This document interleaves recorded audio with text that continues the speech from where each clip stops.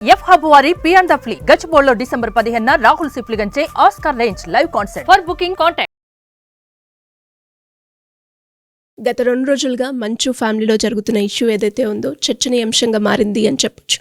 And అదేవిధంగా ఈరోజు మనం చూస్తే లేటెస్ట్ అప్డేట్ ప్రకారంగా మోహన్ బాబు గారి మీద మర్డర్ కేసు పెట్టడం కూడా జరిగింది. ఒక్కసారి దాని గురించి డీటెయిల్డ్గా.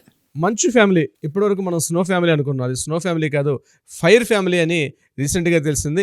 అయితే ఆ ఫైర్ కూడా మామూలు ఫైర్ కాదు, వైల్డ్ ఫైర్ అని తెలిసింది. ముఖ్యంగా దీనికి కారణం ఇది కేవలం వాళ్ళ కుటుంబానికి సంబంధించిన వివాదం కాస్త చిలికి గాలివాన అయిపోయి పూర్తిగా మీడియా మీద ఒకరి మీద ఒకరు ఆరోపణలు చేసుకుంటూ మీడియా ప్రతినిధి మీద కూడా ఎప్పుడైతే దాడి జరిగిందో మీడియా ప్రతినిధులు కూడా ఆయన మీద ఒక ఎఫ్ఐఆర్ నమోదు చేయడం జరిగింది.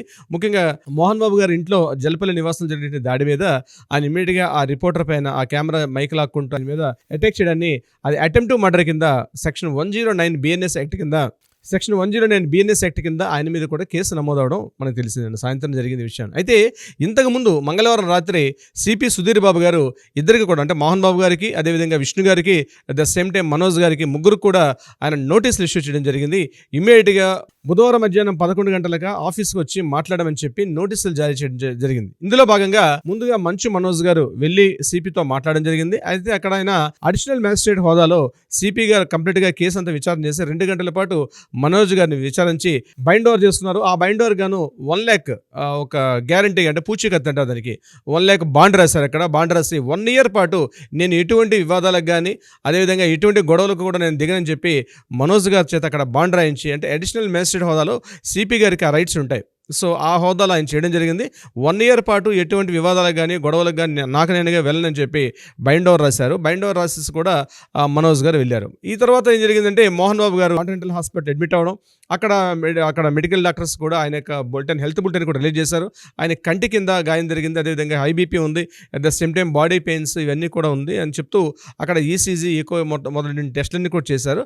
ఆ టెస్టులు చేసిన తర్వాత ఆయన ఇంకా 2 days హాస్పిటల్ ఉండాలని చెప్పి హెల్త్ డాక్టర్స్ చెప్పడంతో మంచు విష్ణు గారు ఇమీడియట్గా సాయంత్రం నిన్న రాత్రి 7:30 ఆ టైంలో మళ్ళీ సిపి గారు నేరేడుమెట్లో ఉన్నటువంటి రాచకొండ పోలీస్ కమిషనర్ ఆఫీస్ అయినటువంటి సిపి గారి ఆఫీసులో సుధీర్ బాబు గారితో నిన్న కలవడం జరిగింది.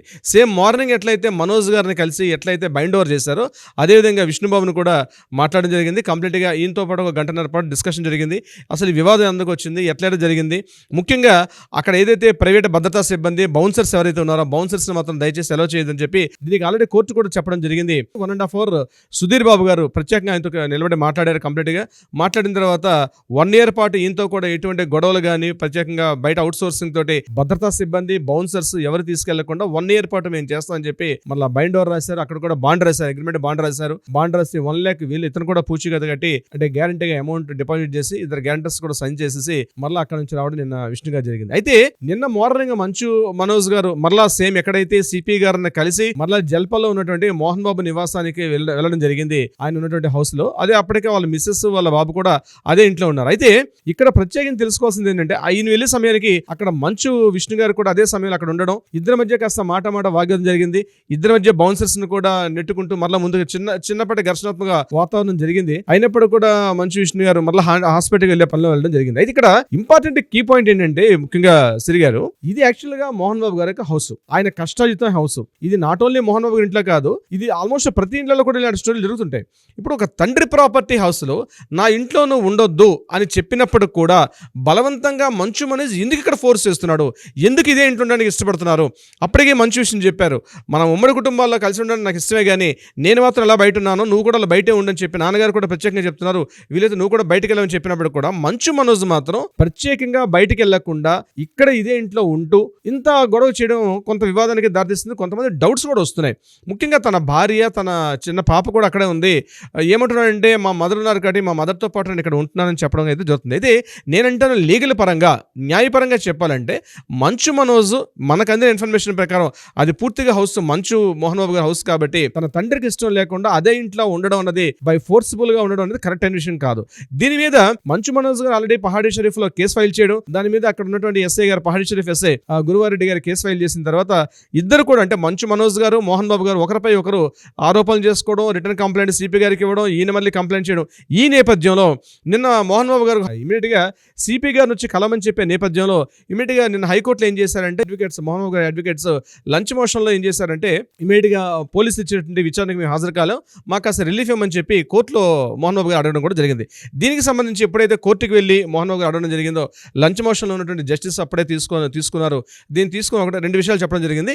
ఈ మంత్ 24th కేసు విచారణ వాయిదా వేస్తూ ఎవరైతే పోలీసులు విచారణ పిలిచిన అవసరం లేదు అని చెప్తూ విచారణకి అంటే పోలీసులు పిలిచే విచారణకి అటెండ్ అవ్వాల్సిన అవసరం లేదని చెప్తూ ఈ నెల 24th మరలా కోర్టులో దీని గురించి డిస్కషన్ చేద్దామని చెప్పి వాయిదా వేయడం జరిగింది. అయితే ప్రత్యేకంగా మళ్ళీ ఏం చెప్పారంటే పోలీసుల మీద మీరు దౌర్జన్యం చేస్తున్నారు, ఆ దౌర్జన్యం చేయడం మాత్రం కోర్టు కూడా సమర్థించలేదు. అట్ ద సేమ్ టైం ఒక మాట ఏం చెప్పారంటే ఎవ్రీ 2 hours ఒకసారి లోకల్ పోలీసులు అక్కడ పరిస్థితిని సమీక్షిస్తూ ఎప్పటికప్పుడు ఎవ్రీ 2 hours ఒక రిపోర్ట్ అయితే రాయమని చెప్పి లోకల్ దగ్గర ఉన్న పోలీస్ స్టేషన్ కూడా ఆదేశాలు ఇవ్వడం జరిగింది. ముఖ్యంగా ఒక ఘర్షణాత్మక వాతావరణం, దీనివల్ల శాంతి భద్రతలు కూడా పూర్తిగా దెబ్బతింటాయని చెప్పి అటు మహేశ్వరం ఏసీపీ గారు, అదేవిధంగా పహాడీ షరీఫ్, శంషాబాద్ వీళ్ళందరూ కూడా పోలీసులకు కూడా ఒక గైడ్ లైన్స్ అయితే ఇవ్వడం జరిగింది. ఇక్కడ ఎటువంటి వివాదాలు గొడవలు పడుకోకుండా కంప్లీట్ గా ఒక శాంతి భద్రత వాతావరణాన్ని కల్పించమని చెప్తూ మీడియా ప్రతినిధులపై ఏదైతే దాడి చేస్తారో ఇది మాత్రం అంత అభిలషణీయం కాదు, ఇది సమర్థనీయం కాదని చెప్తూ మోహన్ బాబుకి కొంత చురకలు అంటిస్తూ ఇదైతే ఈ డిస్కషన్ ఏదైతే ఉందో పోలీసులు ఎదుట హాజరవ్వాల్సిన అవసరం లేదని చెప్తూ 24వ తారీఖు ఈ కేసుని వాయిదా వేయడం జరిగింది. నిన్న మోహన్ బాబు గారి విషయంలో లంచ్ మోషన్ లో జరిగినటువంటి